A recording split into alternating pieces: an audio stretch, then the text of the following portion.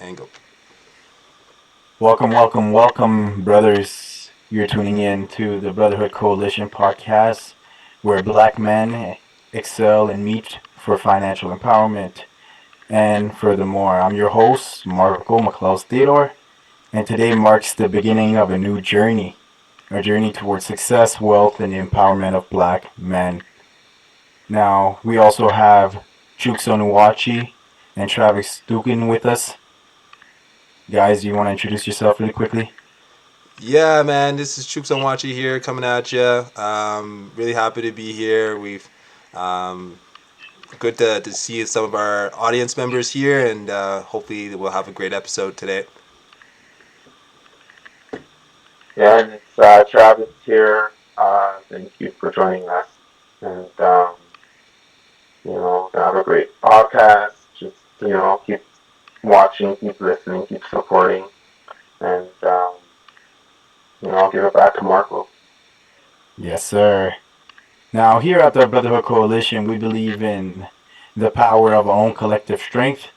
We are here to inspire, uplift, and equip each other with the tools needed to navigate the world, finance, relationship, and everything included. And today is no different. Now, you guys have probably been wondering, where have we been?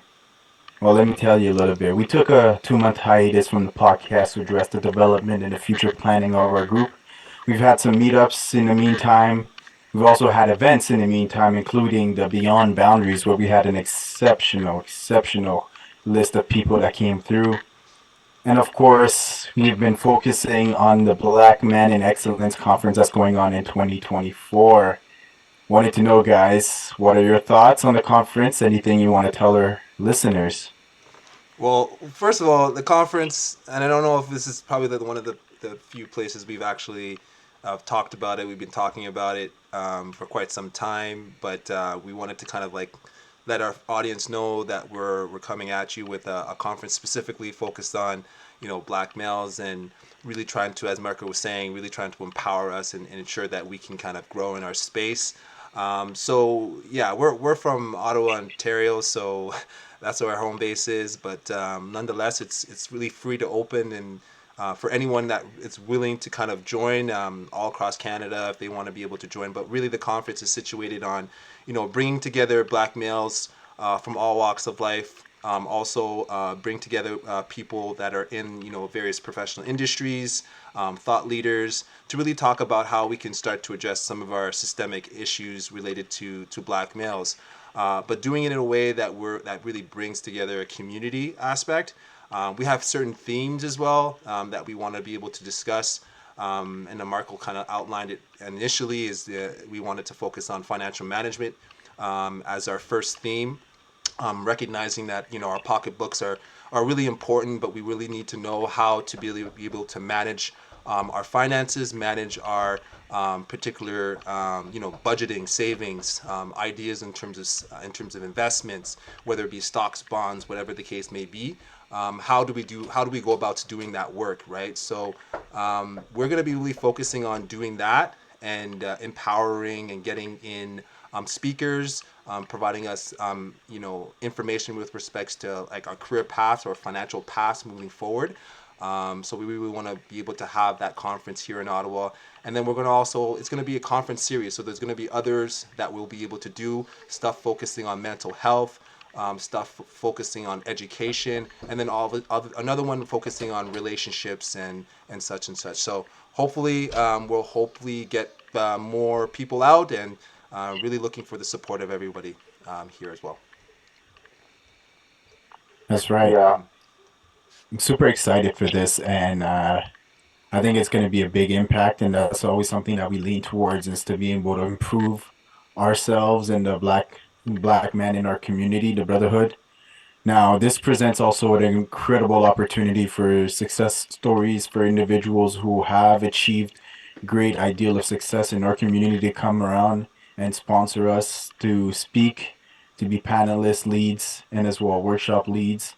So if you are in our community and we'd love to participate and give back, we really, really would love it, and we welcome you to reach out to us.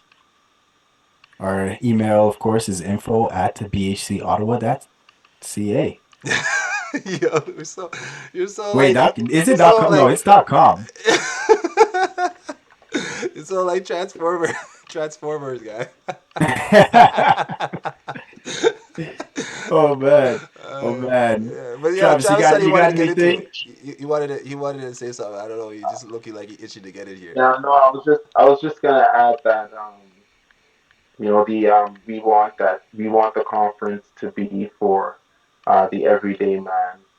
Um, we want it to be relatable to what people are going through, not just people who are successful, but people who specifically Black men who um, may need some help, some direction, some mentorship. We want our conference to be something that you can go to and find a group of people who are willing to help you and willing to help you grow and everything else. So um, you know that's all I just wanted to add. Yeah, no, it's a Um, good point, Travis, because I totally forgot that piece because that's really what we're about, right? Like we're about community, we're about collaboration, we're about working together to for a common goal, right? So the conference is not just you're gonna come, you're gonna learn, and you're gonna leave, right? You're gonna come and learn, but you're also gonna leave with a group of guys willing to grow with you, right? Willing to be able to hold you accountable to growth and to progress. So we're really trying to create those avenues where us as men can have various supports around us, and we can establish those connections from the conference. So we're hoping to be really have a lot of youths be present as well. So hoping that our youths, black male youths in the area, will be able to hear this and be able to get excited about this because we want to definitely have this be your space to have your voice kind of heard and for you to be able to connect with other like-minded black men to grow with you and to ensure that you're stable moving forward after the conference. So that's an important piece. yeah, Absolutely, absolutely. I think I speak for everybody when we say this. This is for the community, by the community, an empowerment for the community, and us will celebrate the community. So, Exactly, and I think that's one of the things we're going to be talking about today, right? Like financial wealth and like obviously that's usually a hot topic within our community. How do we go about making sure that we're in a situation of financial growth and quite frankly speaking from my own personal experience like that's something that I'm learning from myself, right?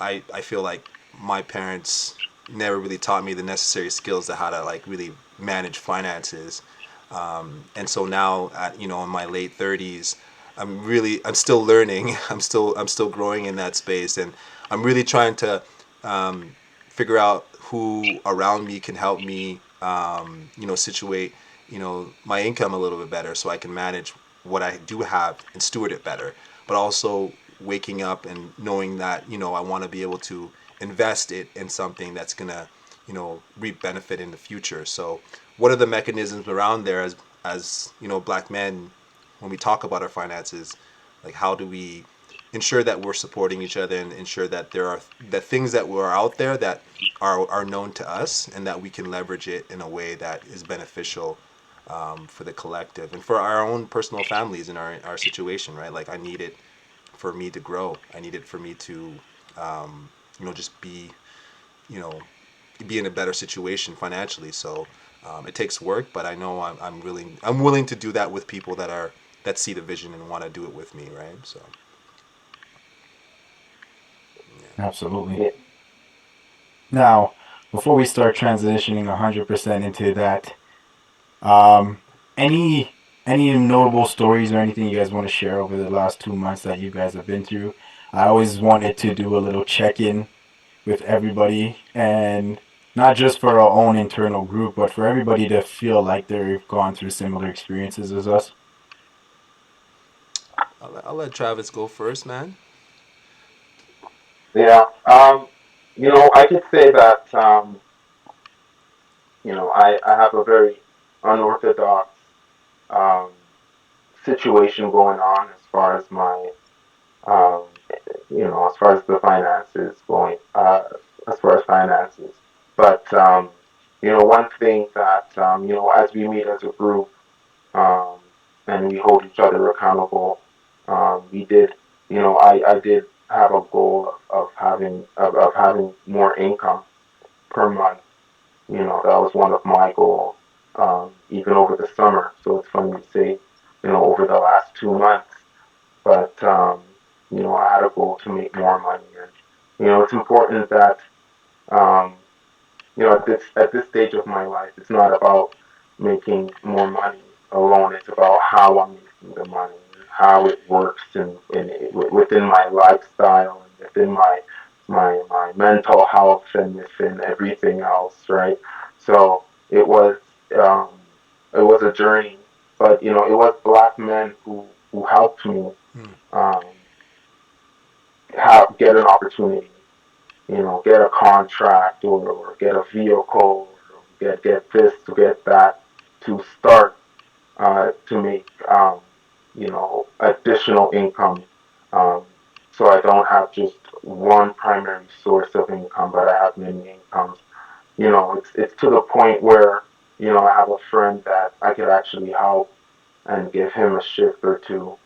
So now you have an effect where I don't have much, but because someone gave me a little opportunity, I'm able to give another black man an opportunity. So um, I could only imagine, if this is multiplied or if we keep working the way we're working right now, you know, great things can happen, and this is just a microcosm of what we want to do together as a group. So, that's been my journey the last few months. Yeah, no, I'd have to. That's really good, and I thank you for sharing that. I know it's really important, those kind of personal stories. And for me, I'd say it's been a really journey in terms of not like right now I'm in a situation where I feel so overwhelmed with so much stuff that's going on in my life. And it really came ahead a couple weeks ago where I was just exhausted, was burnt out, No. and I thought, and then I was also not making good financial decisions with my money as a result of some of just the fatigue and just like the laziness of not really like keeping count and keeping record of where my money is going. And it was just a bad situation for me, right? And then, like you guys know, I kind of approached you guys, and you were, like you guys, and I think that was an important piece, like for me, is that I had people to kind of like tell how I was going and give them a, let them know of how the perspective of where I was coming from and my current Hmm. situation, and to give me a difference of opinions and how to kind of address my current situation, right? Like I had community around me, so it was really important that I had you guys and other people to kind of steer me in the right course. But I think for me, it's just been a journey of realization that I can't do everything, that I have my limits, that I can say no, that there are ways of being able to manage my time a little bit more efficiently, and and knowing that there's people around me that are seeing it the same way and that are willing to tell their stories around me, and being able to find synergies with their stories. And I thought that we just had a general meeting not that long ago with you guys and some other guys, and that meeting really impacted me, quite frankly. It was a really we had a lot of like very open, transparent conversations about our current situation. We also were able to engage on certain challenges that we're actually facing and perspectives that we have as individuals, and come to it very authentically, and be able to have a safe space to be able to do that is sometimes really is not necessarily always available, but having that opportunity during the general meeting to be able to kind of tell my story and be able to showcase how I feel in certain situations, for everyone around the table to kind of react, and to give me feedback, I thought was really, really, really an amazing experience. And I'm hoping, through opportunities, that we can kind of grow those discussions.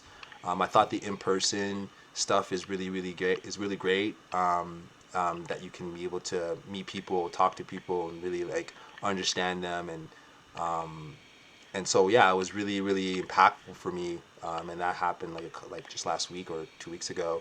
So I was really happy that we did that, and let's keep it going, and hopefully other people will join and be able to take advantage of the benefits of what we're trying to do. Absolutely, and thank you again for sharing. I know it's not easy to let out what's going on in our lives, especially to an audience that we don't specifically know who is who and who's out there and listening. But it's good to share because it's a release. For myself, one of the biggest things that's occurred to me over the last month and a half is I went through a breakup, guys. Uh, I'm free now.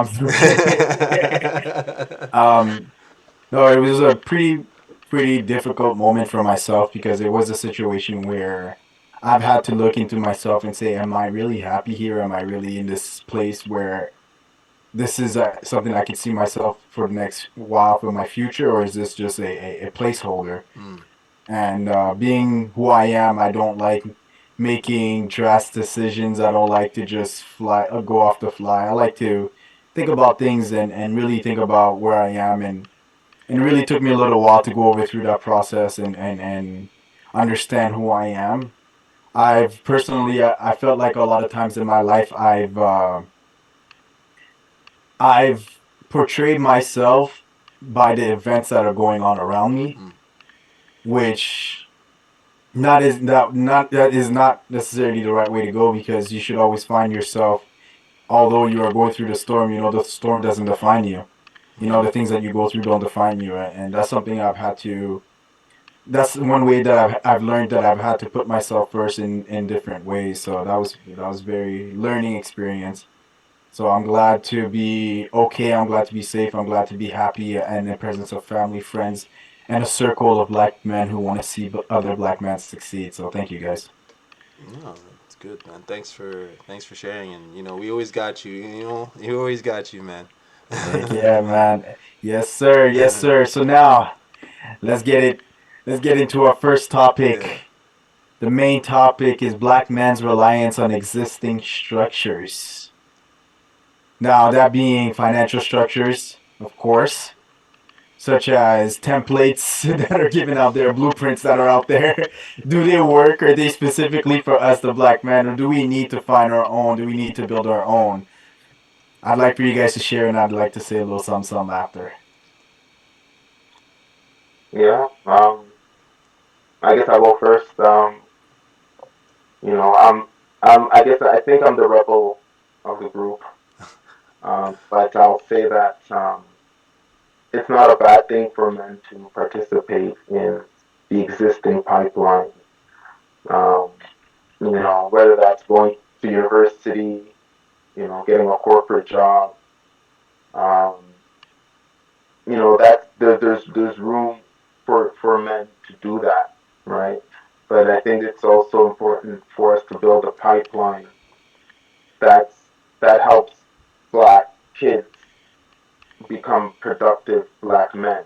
Mm. Um, and we should be in charge of that pipeline. We should build that pipeline. We should supervise that pipeline. We should grow that pipeline.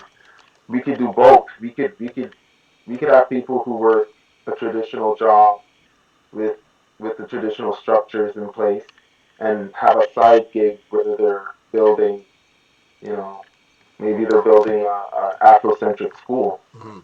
you know. So just because you have a corporate job or you're in academia or it doesn't it but I think that a lot of times it's adversarial things. Either you're even like a black conservative, right? A black conservative would be somebody who thinks that the individual can achieve whatever they want, right? So despite any roadblocks, um, and then you have that other thought that exposing systemic barriers is also helpful, or not participating in that structure and actually building your own structure, that's also viable. So, I feel like if we start thinking in that manner, um, we could really advance what we want to do. Yeah, no, that's very, very true. Like even with me, I went to university. I went through the whole route of that, and then I got a government job, and then that's been sustaining me throughout. But that doesn't preclude you doing it another, and going another route. Entrepreneurship. If you're an investor, if you're a business owner, or whatever the case may be, that there's other routes of being able to generate wealth.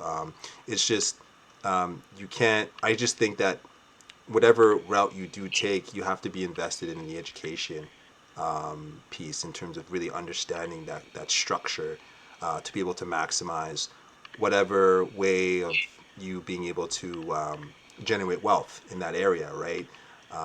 With me, I'm in a situation where I love like government job is great. Like it's afforded me the ability to be able to, live a lifestyle that I can only really never thought it was possible for me and being able to provide for my kids. But I'm in that rat race, right? Of that, I am kind of, my time isn't my own. My time is attributed to work, and if I don't go to work, I don't get paid, right? So there is that notion, that I am, kind of my I don't have free time, right? So if I don't have that free time, then I can't make money. But I also look at these business owners having all this free time, being able to do do what they're passionate about and be able to make the money. I think is something I really envy, right? And being able to do that, I think it's something I wanna learn. I want to be able to eventually transition into. But I really need to be able to be focused on that in that area. So sometimes that I don't have enough time during the day to be able to really focus on wealth creation because kids, work, other extracurricular activities, fatigue. So I think it's just really be me. I have to really dedicate to the education piece and really focusing on trying to gain as much knowledge as possible of how to really transition over to the next box. So that's where I really am in terms of the wealth structures and but whatever structure you are currently in, I think it's you're capable of making good money. It's just you know are you happy? Is your time yours? Are you making enough? Um, you know, all those things, all those questions come into play with me, and I'm just speaking from my own experience. Like all those questions come into play. So, um, those are the things I think about all the time when we're talking about wealth structures and stuff like that. But I guess it's more questions than answers than I gave you. But if anyone has any other perspectives, then let me know. Yeah, actually, I have something very, very juicy. I think we live in an unprecedented time where you have more past than ever before. We live in a place where creativity is itself a structure, which is ironic, right? Where we think of creativity as a source of art or a source of expression, but creativity itself now is a form of business structure. It's a form of lucrative structure because you could be a content creator on Instagram and make a living for yourself and your family. So I don't think that there is a particularly a blueprint to success. What they are is an understanding of how to use system and understanding how to use strategies, and those should be respected, right? All not to say that there's not going to be new strategies to come out there, but that's where the beauty of being creative comes in. Once you become a master of fundamentals, that's when you could use those fundamentals in order to create new ventures, new methods, new ideas, new creative ventures. So it's not to demonize current structures or to say that there is no way to success. It's to say that success is highly defined. It's highly in the eyes of the beholder. How do you see yourself? What is your goals? What is your plan? If you are able to reach those, whether it's $100 million, $10 million, or even just $100,000 a year, then you've met success, right? One thing about our generation that has really come to fruition is the fact that we don't define making it by a certain amount of money. We define making it by the freedom that we earn in the back end. Hmm. We define success by how much time we can spend doing the things that really matter to us at the end of the day. And I think that the blueprint at the end of the day comes down to what is your plan and building it. One thing that is for sure is that you could always teach mindset. You could always teach how to feel better. You could always teach how to get things done by understanding the methodology behind different concepts and structures. But you can't teach willpower, Hmm. and that's one thing that you just got to look within yourself and say, am I willing to go and do this thing to make me happy? Am I willing to work these hours if needed in order to find the time for myself later on, or in order to take that extra vacation which I desire, which is part of my plans? And that's where I think the structure itself, and as well as wealth. If we think about wealth for me has always been a different meaning. Wealth for me has always been the ability to empower other people, the ability to look beyond yourselves. Because once you're stuck in survival mode, you can't get into wealth mode. You can't get into thrive mode. You can't get into abundance.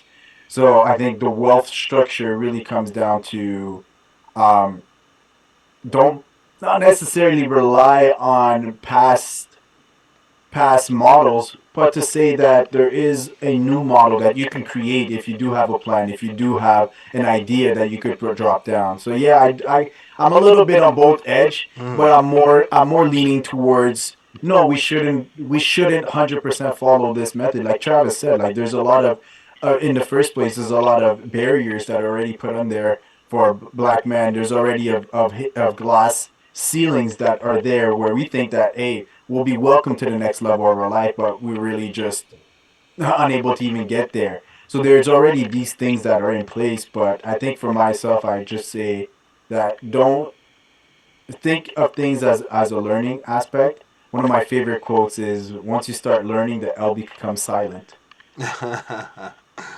Yeah, and and that's a good point. That and it just dawned on me too. Sometimes, the creation of wealth is sometimes you just got to scale back. Like you got to Mm-hmm. scale back on what you have, right? Not having to pay for that Netflix account, not having to pay for that, Amazon account. Sometimes it's not having to take that vacation, not having to go out that every single weekend, right? That's like sometimes with us, as guys, we want to be able to floss. We want to be able to get the nicest shoes. We want to be able to, you want to be able to do all that. What society tells us is that we should have, right? And Mm-hmm. sometimes you got to go counterintuitive in terms of what culture says you need to have, and do what it feels right for your situation. If you want to create wealth, sometimes you just gotta let go of things that are not serving you in that particular season. Not to say that you can't have it now. Like, not to say that it's not going to happen to you later on. It's just that right now, and you're in a season of just building, of education, of growing. So you may need to cut back your Yeah. situation in order to grow, in order to have more wealth too. So What's the saying? Less is more. yeah, less is more, man. Like, yo, like it's a hard thing to actually think about, right? Like you want to be able to like go out and experience, but sometimes your bankroll is not looking, is not conducive to your lifestyle that you're currently Yeah. living. So sometimes you need to just scale it back to Yeah. create So that that means wealth. that means we all three kind of believe in certain models that have to be there. The strategy, like understanding your budget, is a strategy Yeah. that you need to put in place. Having a plan is something that you should input into your goals. Even understanding what's most important, your why. Those are things that no matter what, when it comes to the structure of your wealth building, should always be there. But as far as what roles, what what thing I should do. Should I be an accountant like my mom told me to be growing up, or should I do this? And I love this because it kind of leads us to our next topic, which is really education and academia. Like, there's so much I could say, but I'm gonna let y'all start up on this one. Yo, this is all. Travis, you go ahead, man. You go ahead. Let me start. I think I have to. I'll try to be controversial on this one. I like that. Because everyone says education is the key, right? Everyone says education is important. So let me try to be devil's advocate. Um, I went to university. I went to Carleton, and I can't say that it's not important. But what I will say is that spirituality, learning your spirituality is important as much as any education you'll find in a building. Um, because I just feel like if you know yourself and you know your place on earth and you know your you know how your spirit feels and stuff like that, you know, you're not going to be wanting expensive food, you're not going to be wanting expensive clothes, you're going to be able to do things at your pace, right? So you may not have the money that everybody else has, but you're okay with it because you have this inner thing about you, and it's spiritual. It's not something you learn in higher education. It's not something academia probably can explain, but it's something that, you know, makes you rich before any money is earned. And you know, some people will see it, some people won't see it about you, but you know, it's there. So they say, go to primary school, elementary school, high school, go to college, go to university, graduate, get a job, and don't don't lose the forest in the trees, right? The Mm-hmm. whole purpose is to learn yourself and your purpose. Mm-hmm. You know, just because you're doing this structure because you want to be a solid citizen, you want to be a productive person in society, or you want to be able to have stability, doesn't mean you don't realize that the whole purpose of life itself is not what the state said about going to school. That's a human construct, and it's very small in the scope. So that's all I'll say. I know others will talk about the importance of school, but keep that in mind. Hmm. Mm, mm. Go ahead, Margaret. This is you, man. All right. This is you. Yeah, this is you. This is yeah. That was deep. That was deep. That was That deep. was That good. was That was deep. That good. was I deep. don't want to add too much spice into it, but I'm Yeah. gonna say this. I'm gonna say this. There is education should not be tied to just school, right? Being a student first doesn't necessarily mean I'm gonna sit in a classroom. Being a student first is a saying that I like because it means that I'm going to take things from a perspective of understanding, of learning, of going through the mistakes and being and coming out a better person. Being educated also doesn't mean I went to school because I know some people that got X amount of degrees and PhDs, but they ain't got no ethics, Mm. right? So there are ways that in a social aspect, being educated means understanding what it means. Like you should learn in many different ways. You should learn from trials and errors. You should learn from Kosi and systems. You should Kaya, learn as well from the people around you. please keep it You should learn in down. many different ways. But as far as academia, look, one Kosi thing I and know for a Kaya, keep it fact, and down. again, me, I'm not yes or no. I'm like, hey, what's good for you? What is your plan? What is your structure? What does it work? And do you believe that this will make it better for you? Right? If you want to start a business, am I going to Go tell you to go to school? downstairs, It depends what kind of please. business you're trying to start. Like, trying to be a plumber, I'm not going to tell you to go learn about law. Like, that doesn't make sense. So it really depends on what kind of structure do you want to build for yourself. But at the end of the day, education is definitely key. Education comes first, and I think in structuring your path and becoming this person, it requires you learning. And again, it goes back to my quote: once you start learning, the L becomes silent. Hmm.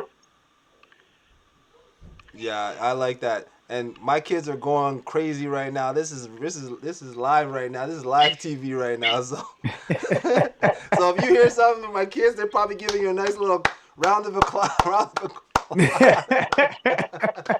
Just nice, just like not the me, action. not me. They're giving you applause. They're Kids giving you, stay in school, right?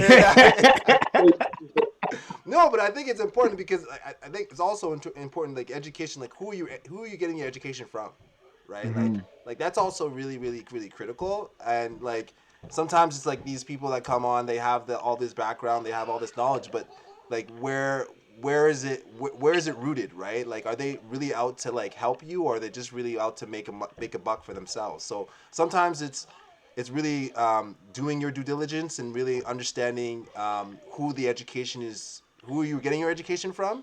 I think is also really really critical, whether it be in school, whether it be from someone that has done it before. I think that's also a piece that we should mention as well. Right?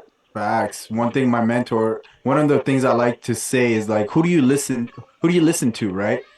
You don't just listen to the person that has quote unquote just gotten the education but hasn't taken any action. That person lacks any experience necessary to live the way that you want to live it through. So you want to look at the person that has what you have, or have gone through experiences that you want to avoid, or that you want to go through, and then you listen to them from a very, very independent ideology. Being able to build your own independent Corey! thought is something that we don't have in this society. A lot of people, they just go through TikTok or go through Instagram or go through whatever kind of content is pushed to them repetitively, and then they believe that that is the truth, or that is how things are needed to be. When in reality, the person that is able to create an independent thought from understanding things that are going on and being able to say, this is what I think. Now that is an educated perspective for me. Yeah. No, I agree. I agree with you guys totally. I think the biggest thing is just changing kids' perspective going through school about what school is.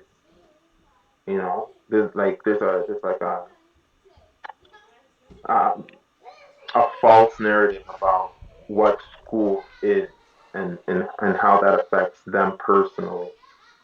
And I feel like you know um, I feel like a more Afrocentric school, and that type of learning um, would be so much more beneficial. Like now they're talking about, maybe we should teach our kids about growing food, or teach Hmm. kids about, and these are things that is already in the Afrocentric curriculum, right? These are things that would have been there from the beginning, but we don't have any Afrocentric schools.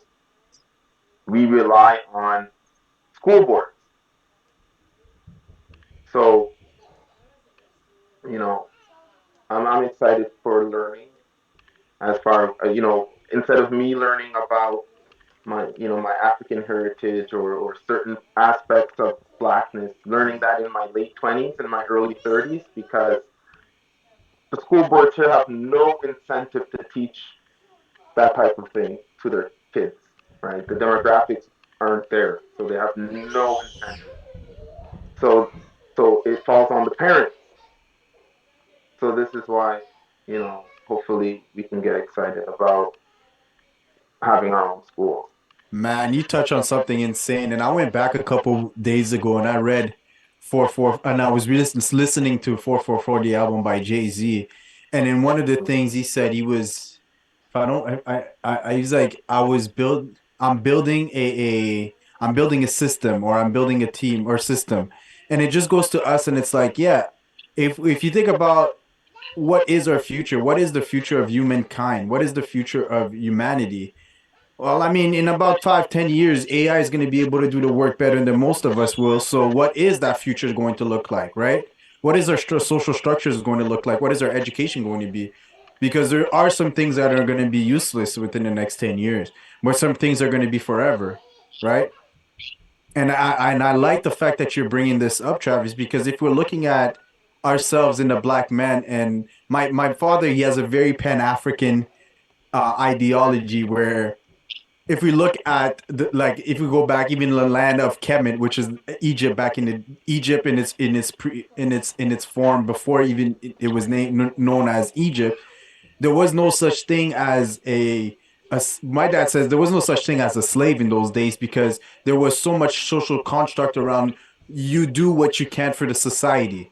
You do what you can for the greater good of human being. And now we have to learn these aspects. And I think like especially as black men, it's like we have a different mentality when it comes to society. We're not thinking of it of I'm gonna take and it's gonna take and we're gonna be just capitalists trying to take from each other, gain from each other. But we also have to look at it as maybe we are looking at life. We have to look at life through the lens of how what can I give? How can I give to society? How can I give to society in terms of not just money and looking cool and try to inspire them, but in terms of what's really going to benefit the next man beside me, you know? Well, how can I teach him, or how can we build a system like something as simple as farming, like you mentioned? It's like, but growing our own food should be something that is simple. Like we should be allowed and should be taught to be able to care for ourselves in many more ways than just hey, grow up, learn to work a 9 to 5, then work that 9 to 5, which is our system right now, which is grow up, learn how to work a 9 to 5, then go and work that 9 to 5. But Yeah, that's yeah, just again that's a different. I love that you touched on that because man, like even something as simple as like the educational access gap that is actually part of our topic. Like how many of us have access to higher learning? Even if to be able to have higher learning in Canada, you need to pass a certain credentials in that says, hey, you've learned enough of the little things to be able to get to this higher learning aspect without focusing on what our strengths are, right? We should be teaching based on our personalities and our personality criterias rather than just, hey, this is what you should be because this is what the learning outcome needs to be. Some of us are born to be leaders. Some of us are born to be workers. Some of us are born to be peacemakers. So why not like there's different ways that we could go about education, but why not educate through these type of things, right? What was it? Who said who what was the quote? If you judge a fish by its ability to climb a tree, he will always be known to be a failure. hmm yeah, And it speaks loud now because we're in a society now where we don't have to go the traditional route. We could literally build system to formal to create like new formalities. What's new? What are we capable of? You know, there's people who are great at speaking, but when it comes down to doing the work, they can't. And it's not to say that they're not going to be great leaders later on. It's just maybe they just need a team around them in order to focus on what's great. Some people are just good at working, and that's all they know for the rest of their life is just work, hard work, hard work, hard work. And they don't know how to lead. They don't know how to really step up for themselves. Now, who's going to be there for them? That's why, like now, if we look at education, there has to be a new methodology. I think schools should be separated by what our abilities are, and not just separated by the 9 to 5, grade 1 to grade 12. no, I agree. No, and I think to close the gap, one thing that I envision is having more of us, more black men in the schools, or just like having the kids be able to do co-op with more groups of black men in the industry that they're interested in. Um, I know of some of my friends have a music program. They have young kids come in and it's like it's like producer 101 or singing 101, and they go through like how to go through contracts and stuff like that. It's like a workshop for up and coming artists, but like that industry, or even a barber shop, or get out electricians, get out football players, Yeah. What was scientists, it? teach. What? Sorry So for cutting you off, Travis. What was it like last year when we went to present, and one of the black young youth said that if it wasn't for him meeting black doctors right before his selection for post-secondary school, he would have never even thought that it was possible for him to be a doctor. So yeah, access being it's not just access to these people, but like representation matters. Like 100% representation matters. And I love the fact that we're creating this Black Man in Excellence conference because that's what we're leading to is to be able to be like, hey, black man, you could be excellent in your own endeavors. And here's proof. Yeah, yeah, no, it's to give us visibility, give black men visibility to these young kids who, we talk about our childhood and how impactful high school teachers were, or somebody around us that could impact us if we didn't have a father, right? Especially if we didn't have a father, and we're looking towards high school teachers, and things of that nature. But if you had a group of black men that you could point to, an alumni or coalition like us, right? And one of the guys had a similar interest that you have as a kid, that's really life changing. Um, you could see that impact on that high schooler, Hmm. because otherwise they wouldn't have any. They would just have. They would be subjected to their high school teacher, who knows. So we're a Uh, proponent for education, financial education in schools for sure. I think that's Oh, for what sure. we've been saying from the get go. Like that would have been, Hey man, yo. hey man. And one thing I noticed too is like there's financial education. But financial education itself doesn't just stop at wealth. There's personal finance. There's business finance. There's so many different metrics of financial education that we need to expand on, and I think we'll do a great job expanding on those in later in later podcast episodes. But We can bring on some it, guests, man. I think we're gonna have to bring on some guests from, that like really expand on this topic because I really like. I think that's a really really important piece in terms of financial education and financial education for our youths, right? Like, why is that something that we don't have teach like being taught within our schools, right? So, I think that would have been huge benefit for me.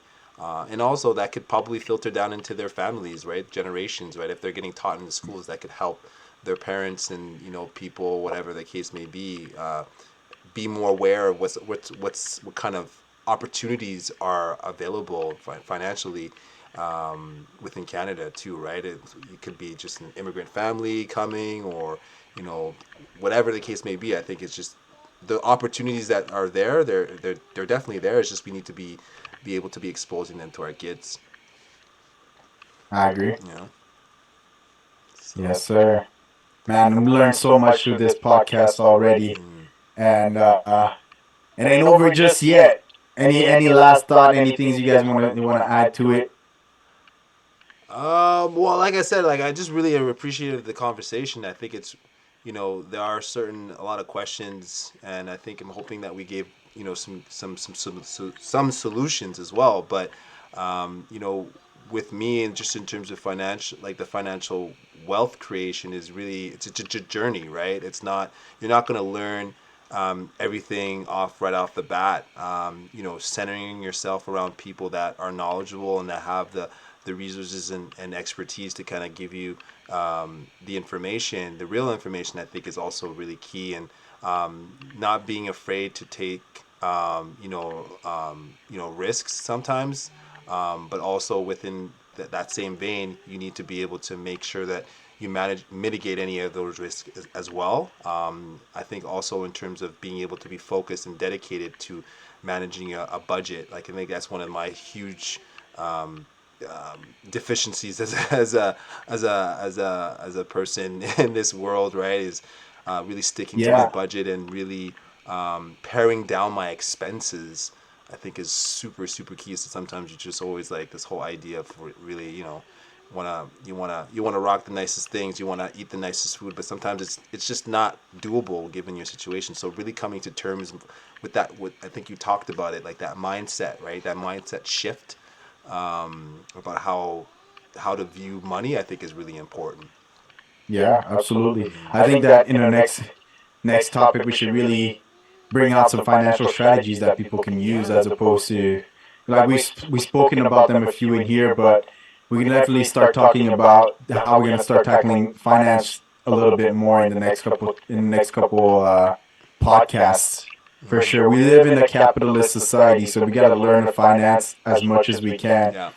But I got a spicy question for you guys, and I want you guys to think about it, and you guys can answer it for our next podcast. Is should we move from a capitalist society to more of a socialist society, like more social awareness society? Like we should think about that. Oof. Let's not let. Don't give me your answers Oof. yet. Don't give me your answers yet. But thank you so much, everybody, for being a part of this. Now, I want to let one of you guys close it out for us. Since I do the intros. Well, yeah, I can take a crack at it. Like I said, we really appreciate everyone being able to tune in. This is one of a series of episodes that we're going to be talking about, particularly on financial management, financial creation. And this is a lead up to, as we were saying, into our conference that we want to have in the spring. So we're hoping to get on some guests, really talk about some strategies, as Marco mentioned. You can definitely follow us on. We're on LinkedIn. We have our private Facebook group. We're also developing a website that will be coming at you shortly. The Brotherhood Coalition website. So look out for those information. And what are our handles, Travis? Our social media guy. Like, what are our handles so that people know? Instagram, it's Brotherhood Coalition. Yeah. Same thing on LinkedIn and Facebook. Then we have, Marco said our email info Yeah. at bhcottawa.ca. Is it .ca or is it .com? I swear it's .com. Man, it's .com, guys. It's .com, man. Guys, Oh, man. Yo, these guys, man. I'm sorry, we're just so Ottawa in Canada. I thought it was .ca, but we're international now, guys. So remember, it's info at bhcottawa.com. We'll have to have it put up on our screen like after the episode. Make sure. That's it. All of us gonna have to get backgrounds, BHC backgrounds. This is how we've been taking that 3 month hiatus. We don't even know our stuff, man. We gotta keep it up. Oh, we gotta keep it alive. You know what's crazy is that we use it every day. I know. Yeah, it was good. Always on those emails. So thank you everybody for listening. Thank you for being a part of this. Be on the lookout for our next podcast when we dive a little deeper into the financial realm. Thank you, Travis. Thank you, Chooks. And we'll see you guys next time. See you guys, man. Peace out. Peace. All right. This man Travis left. Already left. Tell me it recorded, bro.